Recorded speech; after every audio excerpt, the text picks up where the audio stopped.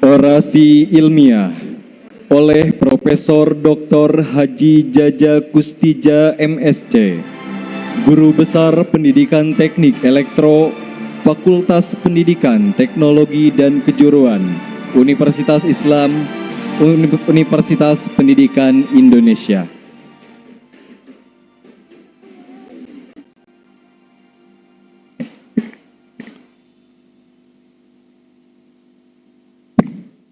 Bismillahirrahmanirrahim. Assalamualaikum warahmatullahi wabarakatuh. Hamdan katsiran thayyiban mubarakan fi mubarakan alaihi kama yuhibbu rabbuna wa yardah. Asyhadu an la ilaha illallah wahdahu la syarikalah wa asyhadu anna Muhammadan abduhu wa rasuluh. Allahumma shalli wa sallim wa barik ala Sayyidina Muhammadin wa ala alihi wa ashabihi wa man tabi'ahu bi ihsan ila yaumil qiyamah. Qad qala Allah Ta'ala fi kitabil karim, a'udzu billahi minasyaitonir rajim. Wa liya'lamal ladzina utul ilma annahu al-haqqu mir rabbik fayu'minu bih fatuhbita lahu qulubuhum wa innallaha lahadil ladzina amanu ila siratim mustaqim. Yang pertama-tama kami hormati Dewan Pembina Pondok Pesantren Cipasung, Ketua Yayasan, insyaallah Gubernur Jawa Barat yang akan datang, pimpinan Pondok Pesantren dan keluarga besar Pondok Pesantren Cipasung, dari Kopertis, Pak Prof yang sudah mewakili Kopertis, Bapak Rektor dan Pak Direktur STTC, Rektor Unik dan Bapak Direktur STTC yang saya hormati, Bapak Wakil Rektor, Bapak Dekan dan wakilnya, Senat Akademik dan Majelis Wali Amanah, para pimpinan lembaga-lembaga yang ada di Universitas Islam Kiai Haji Ruhiyat, dosen, para tendik, wisudawan dan orang tua wisuda, juga para mahasiswa. Pada siang hari ini saya ingin menyampaikan sebuah orasi ilmiah dengan judul Membangun Karakter Lulusan Menghadapi Tantangan Global, SDGs, Sustainable Development Goals, dan mengintegrasikan nilai-nilai pesantren di era Society 5.0. Saya alumni dari SMA Cipasung, menyelesaikan santri di sini, mondok di Pondok Pusaka, keluar tahun 79. S1 saya di Pendidikan Teknik Elektro dan pernah di Fisika juga di ITB. Kemudian S2 Instrumentasi Fisika ITB. S3 saya di Technological Vocational Education. Kemudian bidang profesor saya adalah mekatronika. Hadirin yang hadir pada pagi hari ini, ada dua isu global yang sekarang di dunia ini. Yang pertama, era Society 5.0. Jadi perkembangan teknologi tidak bisa kita hindari. Itu yang tadinya orang tidak menggunakan IT, sekarang IT sudah merambah sampai kemana-mana, kemudian berkembang juga artificial intelligence, berkembang juga big data. Jadi tidak bisa menghindari Society 5.0 yang digaungkan di Jepang pada 25 Januari 2019, menyempurnakan dari era industri 4.0. Perkembangan teknologi dari awal gitu ya, mempengaruhi kehidupan. Bisa kita bayangkan zaman saya di pesantren itu tidak ada yang namanya handphone. Orang tua ingin mengirim tidak bisa pakai ATM. Di Wesel menunggu lama di Posolihin Cihaur gitu ya. Itu berhari-hari gitu ya. Apakah ini sudah dikirim dari kampung tapi datangnya telat gitu ya. Itu terjadi. Sekarang dalam waktu singkat itu begitu dikirim transfer sudah bisa diterima pada detik itu juga. Ini mengakibatkan ada beberapa pekerjaan yang hilang. Yang ini harus kita waspadai, pekerjaan-pekerjaan yang hilang. Dulu orang-orang yang bergelut di koran, newspaper, itu sangat makmur. Sekarang itu sudah tergantikan ya, berita itu tidak lagi menggunakan paper gitu. Karena itu juga berpengaruh terhadap Sustainable Development Goals gitu. Kemudian dulu setiap akhir tahun atau Idul Fitri, bagaimana orang berbondong-bondong menitipkan kartu ucapan di kantor pos. Kantor pos sudah tidak bisa lagi memanfaatkan pekerjaan itu karena sudah cukup mengucapkan lewat handphone. Dakwah sekarang tidak cukup lagi di mimbar seperti ini, tetapi sudah merambah ke televisi, sudah merambah ke media-media yang lain. Yang saya ingin lihat sebetulnya ada sebuah pelajaran penting yang pernah dialami oleh Maxwell gitu ya. Maxwell itu 1800 sekian gitu, 1830-an gitu. Itu yang mengubah pola tatanan teknologi sampai saat ini. Jadi awalnya itu ada 3 teori besar. Di sekitar muatan listrik terdapat medan listrik. Kalau ada aliran listrik, di sekitarnya ada medan magnet. Perubahan medan magnet menghasilkan medan listrik. Itu sudah menjadi teknologi pada saat itu. Ada trafo, ada generator, ditemukan teknologi saat itu. Tetapi Pak Maxwell mempunyai gagasan kalau medan magnet berubah-ubah menghasilkan medan listrik, mestinya sebaliknya. Medan listrik yang berubah-ubah menghasilkan medan magnet. Dan itu dikirim ya, Maxwell equation, sebetulnya saya sudah tulis di papernya. Ada 4 dan sampai meninggal teori itu tidak diterima atau belum diterima oleh kalangan ilmuwan. Kirim ke Land, kirim ke Faraday, kirim ke Lorentz, mereka menyebut ini ilmu langit. Kemudian ada seorang mahasiswanya yang meneruskan ini, pelajaran penting bagi kita. Riset dari seorang dosen, seorang guru yang belum tuntas, ternyata dilanjutkan oleh mahasiswanya, ingin menunjukkan tadim terhadap guru gitu ya. Kemudian dia membuat apa yang disebut dengan induktorum curve, dan ternyata dapat membuktikan bahwa gelombang elektromagnetik itu ada. Dan analog dengan cahaya, kita bisa melihat ini bagian dari gelombang elektromagnetik. Jadi kita bisa melihat baju berwarna hijau, kerudung berwarna merah karena ada cahaya. Cahaya polikromatis sampai kepada benda, kemudian sebagian diserap, sebagian dipantulkan. Yang dipantulkan ke mata itu adalah yang terlihat. Dan ini gagasan ini ternyata ditemukan oleh Muslim, ulama besar ya, Ibnu Haytham. Ibnu Haytham itu menemukan bagaimana optik, pertama kali menemukan optik di dunia itu. Baru-baru diperingatkan 1000 tahun Ibnu Haytham gitu. Ibnu Haytham itu diilhami oleh Surat Al-Baqarah ayat ke-17.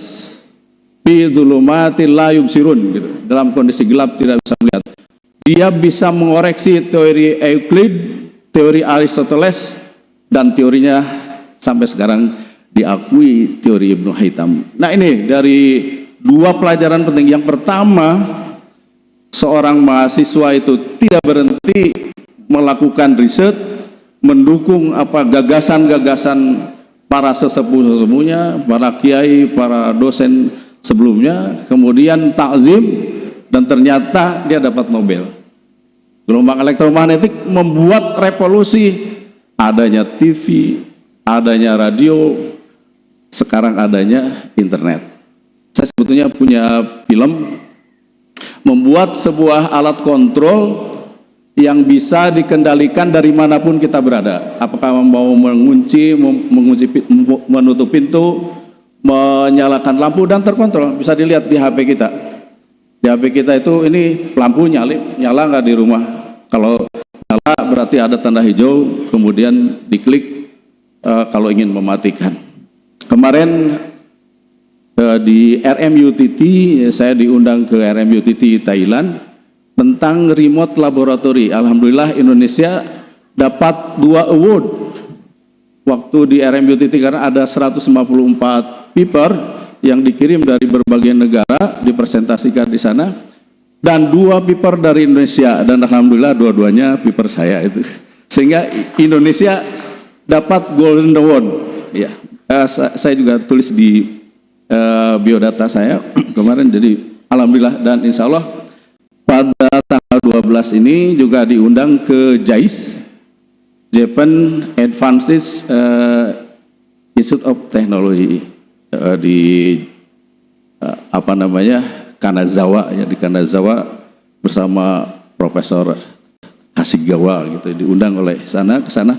Jadi alumni Cipasung, ya, salah satu muatan atau kompetensi yang diberikan di sini adalah tadi Pak Kiai menyebutkan karakter, terbinanya karakter yang sangat kokoh, gitu. Kalau ilmu bisa dipelajari. Hadirin rahimakumullah, ada penelitian di Harvard University.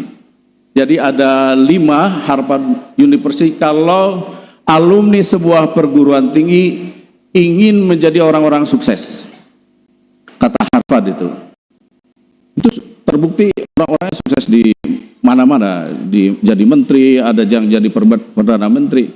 Yang pertama itu adalah self confidence, percaya diri. Kita sebagai alumni unik, sebagai alumni STT mempunyai percaya diri, tetapi tidak overconfidence, tidak underconfident, percaya diri. Ketika ada kesempatan yang baik, kita nyoba ngajukan proposal, kemudian ada 2 kemungkinan direview, kemungkinannya ditolak, gitu. Tapi ada kemungkinan juga diterima, gitu, ya. Itu sangat luar biasa. Itu self confidence. Kita ingin melanjutkan studi ke jenjang berikutnya, percaya diri, saya bisa.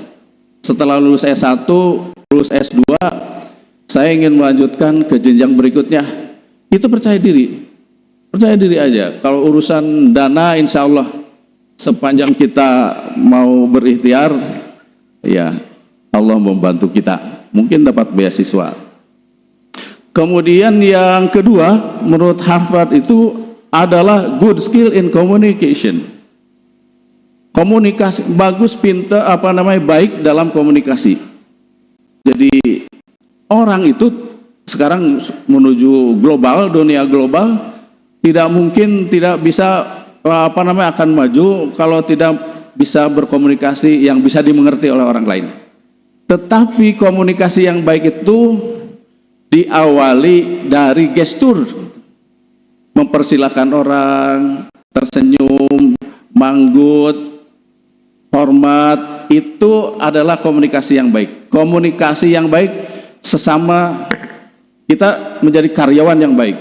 Karyawan yang baik itu kalau ada temannya mengeluh, kita empati, dibantu.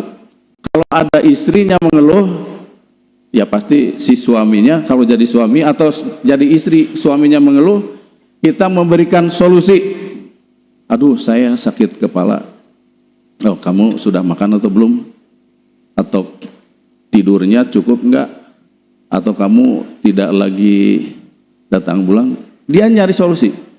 Tetapi orang-orang yang komunikasinya buruk, ketika orang berbicara, waduh saya sakit kepala, masih mending sakit kepala, saya uang habis, sakit perut, mas saya kambuh. Nah itu tidak akan nyambung yang begitu. Jadi komunikasi itu mulai dari body language. Kita mau terbang dari Jakarta ke Skipul 10 jam misalnya gitu ya, ada teman di sebelah, kita senyum gitu, senyum, silakan gitu. Walaupun tidak mengerti bahasanya, kita senyum. Orang nyaman gitu. Tapi kalau kita baru mau duduk di situ sudah cemberut, waduh, 10 jam perjalanan pasti melelahkan gitu ya. Padahal komunikasinya hanya sekedar senyum. Kemudian Harvard juga memberikan goals kepada para alumninya. Yang ketiga, brilliant in judgment. Jadi kalau ingin membuat sebuah keputusan, dia analisis dulu. Dia pikirkan dulu, ada analisis, apa itu analisis SWOT misalnya gitu ya. Dipikirkan mana baik buruknya. Setelah itu dia komitmen, kemudian ambil keputusan itu, dan komitmen bertanggung jawab terhadap keputusan yang dia ambil. Yang keempat, Harvard juga menggambarkan bahwa orang yang sukses di dalam hidupnya gitu ya, rata-rata dia meneliti alumninya yang sukses jadi menteri, jadi perdana menteri, adalah deep knowledge in art and civilization. Dia mempunyai pengetahuan yang dalam tentang art, tentang seni, dan tentang budaya. Jadi menghargai budaya orang begini, budaya orang begitu, menghormati, walaupun misalnya dia tidak cocok dengan budaya itu, tapi menghormati budaya orang lain, kemudian mengambil hal-hal yang baik dari budaya itu. Dan yang kelima, Harvard menggambarkan yaitu good skill and deep knowledge, atau deep knowledge and good skill in their field. Dari 5 ini ya, ini yang kelima itu baru hebat di dalam kompetensi keahliannya. Dari 5 itu, 4 itu berkaitan dengan akhlakul karimah. Dan kelebihannya universitas berbasis pesantren itu adanya di situ adalah pembinaan karakter yang sangat luar biasa. Tidak ditemukan di perguruan tinggi non berbasis pesantren yang bisa belajar 24 jam dari kiai. Bagaimana kiainya memimpin sholat, bagaimana kiai memberi contoh tahajud, bagaimana kiai kehidupan sehari-harinya terlihat jelas. Kalau dosen di universitas selesai ngajar 2 jam sudah pulang lagi. Saya juga jarang langsung komunikasi dengan mahasiswa, kecuali karena saya alumni Cipasung, jadi aktif di masjid Pak Kiai. Aktif jadi di kampung itu ketua DKM gitu ya, di Giri Mekar Permai, dan masjidnya sudah berbasis IT, alhamdulillah gitu ya. Sudah pembelajarannya ada kurikulumnya, kemudian berbasis IT, bisa hybrid. Kemudian di masjid kampus di Al Furqon ya sebagai marbot ya gitu ya, karena modal dari pesantren itu ya, modal utamanya kita bisa mungkin yang mendorong saya bisa menjadi guru besar itu karena itu ya, karena itu. Jadi bukan karena kehebatan ilmu gitu, tapi karena karakter gitu ya, karena karakter yang membuat kita leken, ditolak di Q1, coba lagi diperbaiki, masuk ke Q2 gitu, akhirnya Scopus ya. Pada tahun ini saya sudah membuat paper 18 buah itu. 18 ada beberapa yang terindeks Scopus ya, karena karakter gitu ya. Ditolak biasa, kita ditolak paper, tidak menjadi mundur. Kemudian ini kelemahannya apa? Apakah ini sudah jelas ontologinya, epistemologinya, aksiologinya sudah jelas enggak? Kira-kira manfaatnya seperti apa? Apakah menunjang terhadap isu global dunia tadi kayak sustainable goals gitu ya, development goals gitu. Misalnya membuat sebuah acara atau membuat sebuah pembelajaran yang betul-betul hemat energi, kemudian memudahkan transportasi. Misalnya kita bisa dalam sekarang itu dalam teknologi maju itu bagaimana berdakwah itu hybrid gitu ya, berdakwah hybrid jadi dan berkurikulum sehingga bisa mencapai banyak pendengar juga tidak usah datang ke tempat kita gitu. Jadi ada hybrid, bisa pakai Google Meet atau bisa pakai Zoom, itu memanfaatkan teknologi untuk berdakwah. Kemudian ada kaitannya dengan saya ingin sedikit menyoroti bagaimana peran dari pesantren, karena Pak Rektor menyebutkan bagaimana memasukkan peran pesantren ya terhadap sekarang SDGs atau 5.0. Jadi pesantren itu berperan strategis dalam mempersiapkan santri mahasiswa untuk menghadapi abad ke-21. Fokus pendidikan tidak hanya ilmu agama di sini gitu, sudah sangat luar biasa tadi, prestasi yang unggul sangat luar biasa.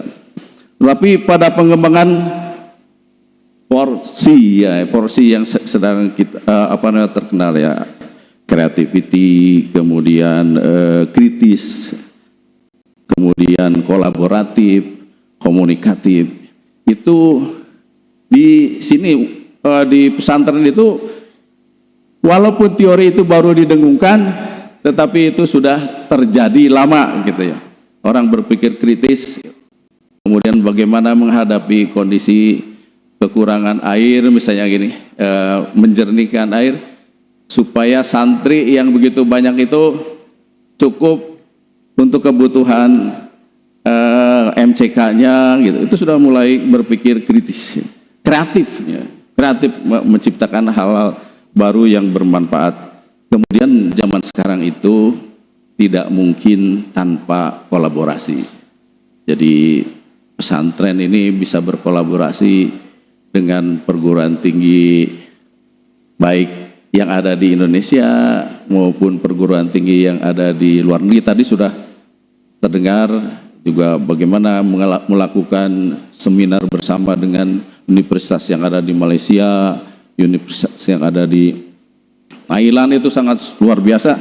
Tidak mungkin zaman sekarang itu tanpa kolaboratif, karena tidak ada seorang pun atau satu kelompok manusia pun yang mempunyai kompetensi yang lengkap. Harus berkolaborasi dengan orang lain. Ya, tanpa kolaborasi itu tidak akan terwujud. Dan komunikasi yang baik, mungkin bisa kolaborasi itu karena ada komunikasi. Ada komunikasi. Bagaimana bisa orang lain itu tertarik untuk berkolaborasi dengan kita. Kemudian modal utama yang tidak ditemukan di tempat lain ini adalah basic keagamaan yang kuat. Pesantren itu harus mengokohkan kurikulum keagamaan yang kuat. Jadi mulai dari akidahnya yang kokoh gitu ya, dengan keilmuannya, kemudian ilmu syariahnya dan implementasinya, kemudian tadi akhlaknya. Karena seperti Pak Kiai katakan bahwa di zaman kenapa umat Islam itu ketika ditinggal oleh Rasulullah, diajar oleh Rasulullah 23 tahun itu mampu menghadirkan tidak kurang dari 2.000 kader yang siap memimpin dunia. 2.000 kader, bukan untuk memimpin Jazirah Arabia.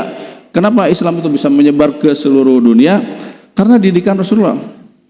Walladzi ba'atsa fil ummiyina rasulan minhum yatlu 'alaihim ayatihi wa yuzakkihim wa yu'allimuhumul kitaba wal hikmah wa in kanu min qablu lafi dhalalin mubin.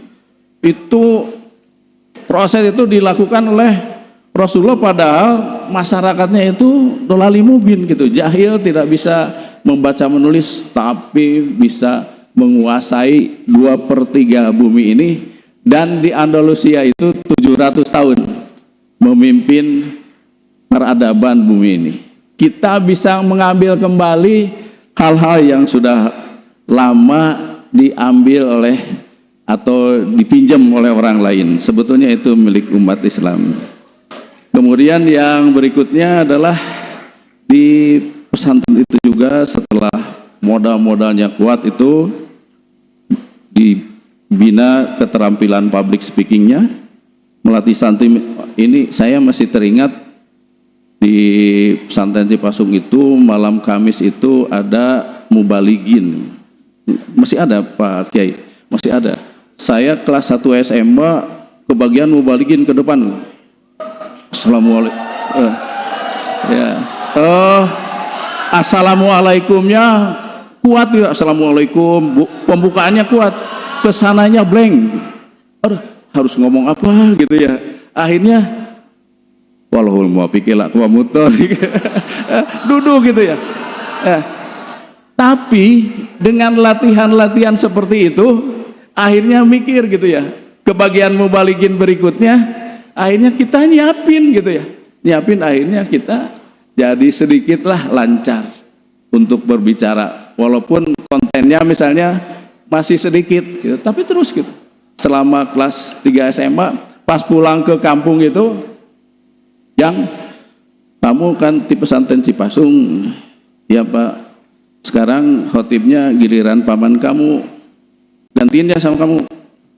Aduh, itu pertamanya kaget gitu ya. Kelas 3 SMA suruh jadi khotib, ibu saya tuh sampai puasa gitu. Takut anaknya itu khotibnya nggak benar gitu. Untungnya di sini suka melihat khotib-khotib yang ada di sini gitu. Akhirnya dicoba dan alhamdulillah gitu ya. Sehingga orang lain itu menganggap, wah ini lulusan dari Cipasung ini bisa diandalkan untuk menjadi khotib. Ya, itu penting untuk karena waktunya sudah diisyaratkan selesai. Yang terakhir gitu ya, menitipkan pesan bahwa ada sebuah pepatah ya. Kalau tadi syair ya Pak Kopertais, ini pepatah mahfadoh yang diajarkan oleh guru-guru kita di Cipasung dulu.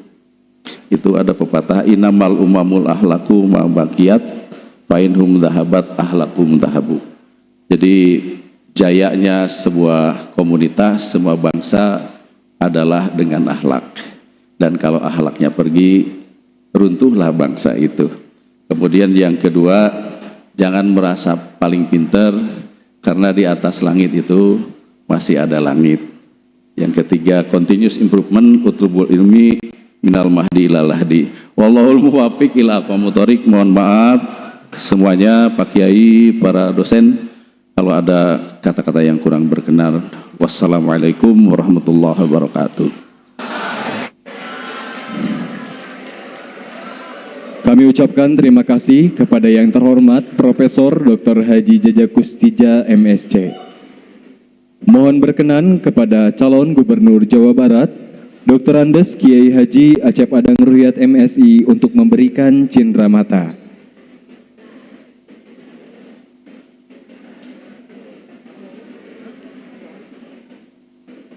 Neng lagu syukur ya.